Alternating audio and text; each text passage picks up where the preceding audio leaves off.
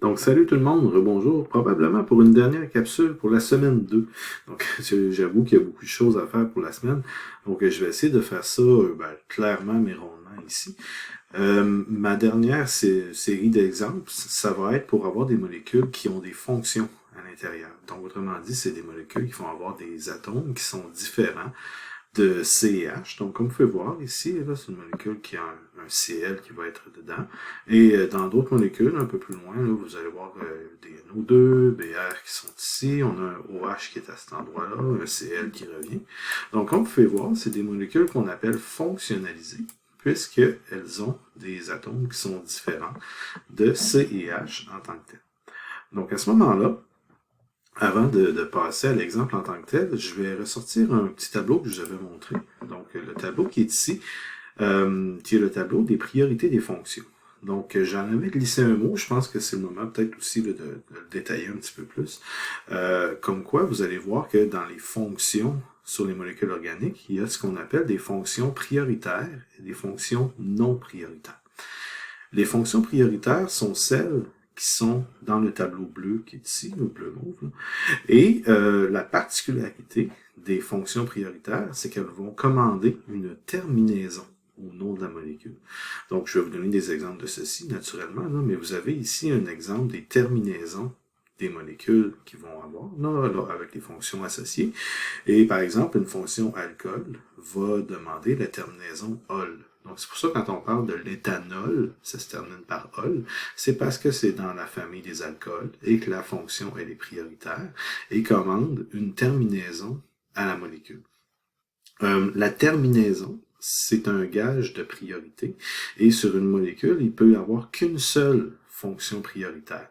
Donc, des fois, si on a une cétone et un alcool, on ne peut pas avoir les deux terminaisons en même temps. Encore une fois, il y a d'autres exemples plus tard là, qui vont vous montrer quoi faire avec ça. Mais c'est des fonctions ici que lorsqu'il y a une priorité, en fait, il y a seulement une seule fonction qui est prioritaire. Et si jamais il y a deux fonctions prioritaires en même temps, on verra qu'il y a un système de préfixes additionnels pour les fonctions qui ne seraient plus prioritaires. Donc, ici, ça va en ordre croissant vers le haut. Donc, la fonction la plus prioritaire absolue, c'est l'acide carboxylique. Dans le bas des priorités, on a les alcènes et les alcènes. Ici, ils sont en fait sur un pied d'égalité. C'est une chose que j'aime moins là, avec ce tableau-là, c'est qu'on va avoir N et N qui sont installés comme ça. Ils sont sur le même pied d'égalité en termes de priorité, mais le E accent grave qui est là vient avant le Y dans l'ordre alphabétique. Donc, c'est pour ça que c'est écrit de cette façon-là. Donc, on va avoir des fois des fonctions prioritaires, on va les vérifier au fur et à mesure. Et on a aussi des fonctions non prioritaires. Comme par exemple, quand on parle des alcanes, c'est tout ce qui était méthyle et éthyle là, que j'ai fait dans les exemples précédents. On va voir que les halogénures, comme le chlore de mon premier exemple, sont des fonctions sans priorité. Donc, à l'extérieur du tableau, c'est sans priorité. Et en étant de priorité de plus bas niveau, ils vont être en préfixe. Donc, c'est la différence qu'on fait en nomenclature organique. Les fonctions prioritaires méritent une terminaison. C'est comme un prix à gagner. Alors que les fonctions non prioritaires, bien, sont reléguées au rang de préfixe et c'est comme ça qu'on sait qu'ils sont non prioritaires. Donc, on va rencontrer des halogénures, on va rencontrer des éthers, des nitros dans mes prochains exemples et on verra que ce sont des préfixes qu'on va ajouter en plus des méthyl, éthyl, propyl, et ainsi de suite. Toujours en ordre alphabétique, c'est la règle pour les préfixes. Donc, j'enchaîne avec les exemples et au pire, je ressortirai le tableau si on a besoin de s'y référer. Donc, si on regarde le premier exemple qui est ici, je vais utiliser toujours la même séquence d'événements que j'avais fait avec vous jusqu'à date. On va regarder les fonctions. On va regarder la chaîne. Je vais commencer comme ceci. Fonction, ici, on pourrait dire halogénure. Donc, halogénure, comme ceci. Et je vais l'écrire tout de suite en parenthèse. Un chlore qui est en fonction va demander le préfixe chloro sur le nom de la molécule et ce sera avec l'ordre alphabétique du C qu'on le placera dans l'ordre des préfixes. Donc ici, on a une fonction halogénure en tant que telle. Ensuite de ça, si vous vous souvenez, je recherchais toujours la chaîne la plus longue et dans ce cas-ci, si on prend le surligneur, la chaîne de carbone consécutif la plus longue est à cet endroit. Donc, il faut toujours faire attention de regarder les chaînes qui contiennent le maximum de fonctions et d'insaturation, mais toujours aussi s'assurer d'avoir la plus longue chaîne possible avec ces conditions-là. Dans ce cas-ci, on a 1, 2, 3, 4, 5, 6, 7 carbone, et ça rentre donc dans la catégorie où en fait son nom de base serait heptane. Donc je garde le ane à la fin, puisqu'il n'y a pas de terminaison autre, puisqu'il n'y a pas de liaison double ni de fonction prioritaire. Ensuite de ça, mais je regardais ce qu'on appelait les substituants et les ramifications. Bien, on voit ici qu'il y a un CH2, CH3 qui va sortir de notre chaîne. On a le CH3 qui est ici. Puis les fonctions non prioritaires, sans les encercler, je les embarque souvent à cet item-là pour pouvoir justement les enchaîner dans le bon ordre alphabétique tout de suite. Donc ici, on aurait 2 carbones, c'est éthyle. 1 carbone, c'est méthyle. Puis on a un préfixe chloro aussi à mettre dans l'ordre. Ce qui fait que, à cet endroit-ci, je vais mettre le chloro en premier, à cause du C dans l'ordre alphabétique. Ensuite, on aurait un éthyle qui embarque là-dedans. Et aussi, on aura un méthyle à placer. Donc, vous comprendrez bien que plus on a de fonctions ou même de ramifications sur la molécule, plus le nom va s'allonger. Et toujours la même chose, on va faire de la les numéros, la numérotation. Et je vais y aller avec la même habitude que j'avais prise, c'est-à-dire en noir de gauche à droite, comme ceci, 4, 5, 6 et 7 pour ce qui est de ce sens-là. Et de l'autre sens, 1, 2, 3, 4, 5, 6 et 7. Ce qui fait que quand je regarde dans l'ordre avec les numéros noirs, bien, je vais rencontrer le méthyle en 2, je vais rencontrer le chloro en 3, et je vais rencontrer le éthyle en 4. Donc, les chloros rentrent dans la numérotation normale. Sinon, dans la numérotation rouge, je vais rencontrer, si je vais vraiment dans l'ordre, en fait, c'est le éthyle que je vois en premier en 4, le chloro en 5, et finalement, le méthyle en 6. On voit que c'est l'ensemble de chiffres qui est ici, les chiffres noirs qui vont être les plus petits. Donc, c'est la numérotation noire qu'on doit prendre.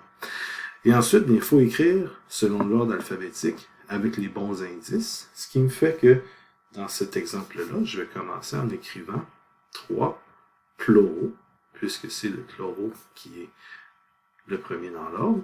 Ensuite, on va aller au éthyle qui, lui, va être en 4. 4-éthyle.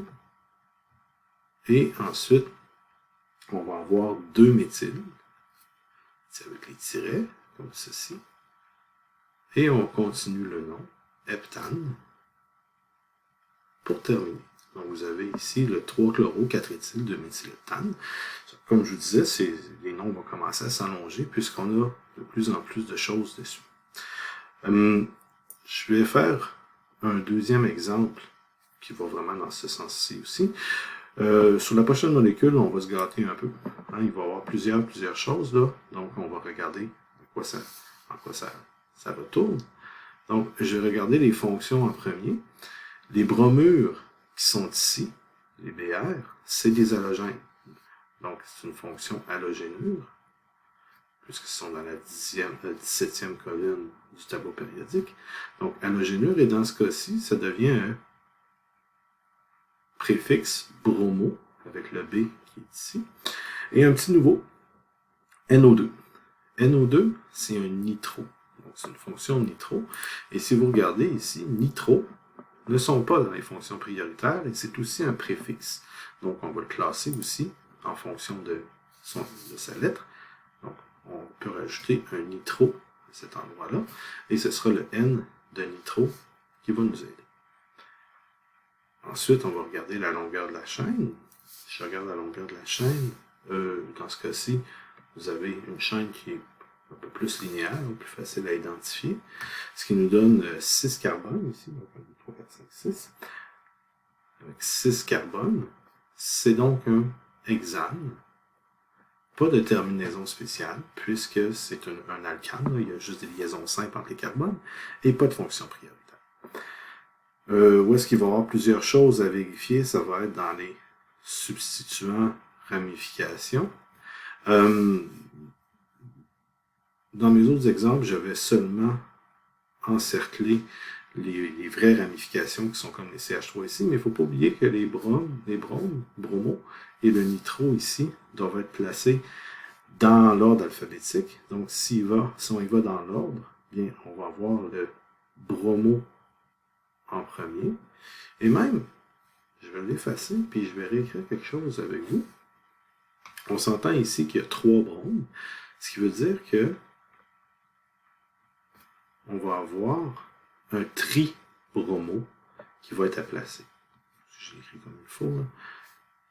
Un tribromo à placer.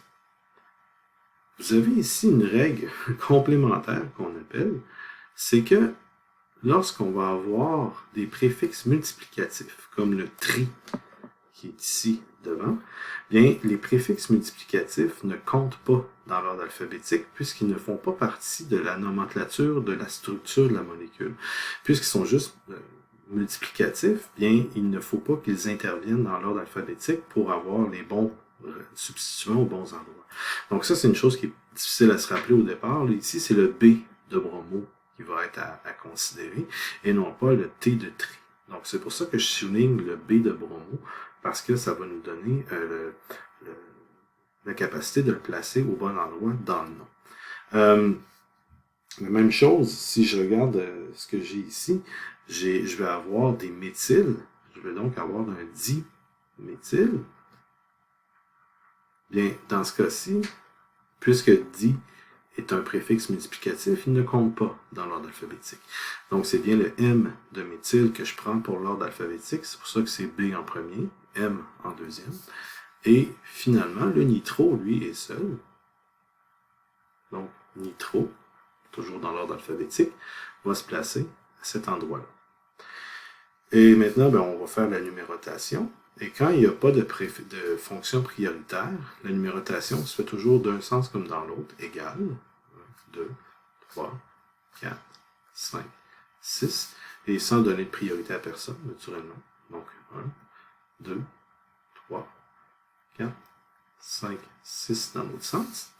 Et ça va être ici un bel exemple pour vous montrer qu'est-ce qu'on fait quand on a beaucoup de chiffres. Donc, vous allez voir les chiffres qu'il faut ajouter. Et je vous répète que si on a plusieurs substituants sur le même carbone, il faut répéter les chiffres. Donc ici, on va avoir un méthyle et un bromo. Il va falloir donner le chiffre pour chacun. Ce qui veut dire, quand je prends ma numérotation noire, j'ai un nitro en 2, j'ai ensuite un bromo en 3, et je vais avoir bromo en 4. Donc, je peux l'écrire, bromo en 4, et j'ai aussi un méthyle en 4. Donc, il faut répéter le chiffre.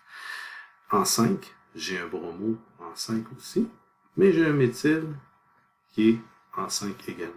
Donc, ça donne un ensemble de chiffres qui est plus gros que ce qu'on avait vu jusqu'à maintenant. 2, 3, 4, 4, 5, 5, pardon. Ça, c'est pour la numérotation noire. Et la numérotation rouge, dans l'autre sens, je vais avoir méthyle en 2, bromo en 2, donc 2, 2. Méthyle en 3, bromo en 3. Un bromo en 4 et un nitro en 5. Donc, qu'est-ce qu'on fait avec ceci? Une autre fois, je vais vous rappeler là, qu'il faut pas faire la somme des chiffres pour arriver au plus petit ensemble. En fait, des fois, ça peut nous mener vers des erreurs, là. Donc, la vraie façon de faire, ou la bonne façon de faire, c'est de regarder position par position quel chiffre on a. Donc ici, à la première position, j'ai un 2. Première position, j'ai un 2. C'est égal. Ici, à la deuxième position, j'ai un 3. De l'autre côté, j'ai un 2. Et à cause de ce 2 qui est ici présent, c'est le 2 qui est souligné, qui fait gagner l'ensemble rouge au complet. Donc, vous allez vraiment vérifier une position à la fois. Quand c'est égal, et quand c'est différent, on prend le plus petit. Et jusqu'à temps qu'on rencontre la première différence. Ici, ça s'est bien passé. C'est tout de suite à la deuxième position. Et c'est pour ça que la numérotation rouge va gagner la numérotation en tant que telle pour la molécule. Ce qui fait que, pour ce qui est de l'écriture de la molécule, je vais laisser juste un peu de place pour pouvoir l'écrire en dessous. Et je vais regarder la numérotation rouge en regardant aussi l'ordre alphabétique. Donc, les bromos, pour ce qui est de la numérotation rouge, sont en 2, 3, 4, tribromo. Donc, c'est comme ça qu'on fait quand il y en a plusieurs à plusieurs endroits. Tiret, je vais régler les méthyles maintenant. Les méthyles sont en 2 et 3. 2,3 diméthyl, comme ceci. Et finalement, il reste le nitro, qui lui va être en 5. Nitro. Et on termine notre nom par hexane, qui est le nom principal de la molécule. Donc, vous voyez, le nom principal n'est pas long. C'est toutes les décorations qui prennent la place à l'avant. Donc, vous avez ici un bel exemple là, pour ce qui est des fonctions multiples. Je vais arrêter la capsule ici parce que ce n'était que des fonctions non prioritaires et je vais en faire une autre tout de suite après pour pouvoir regarder avec vous les fonctions prioritaires. C'est juste que ça va séparer ça en deux temps pour vous. Ça va être un petit peu moins long à écouter. Donc, on se revoit très bientôt dans une autre capsule.